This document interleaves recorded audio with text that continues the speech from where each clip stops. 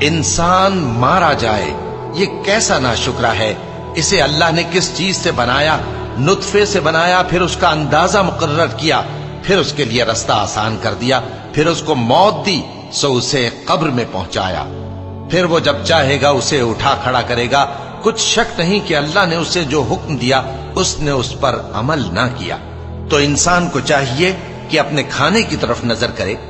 بے شک ہم ہی نے پانی برسایا، پھر ہم ہی نے زمین کو اچھی طرح پھاڑا، پھر ہم ہی نے اس میں اناج اگایا اور انگور اور ترکاری اور زیتون اور کھجوریں اور گھنے گھنے باغ اور میوے اور چارہ، یہ سب کچھ تمہارے اور تمہارے مویشیوں کے لیے بنایا۔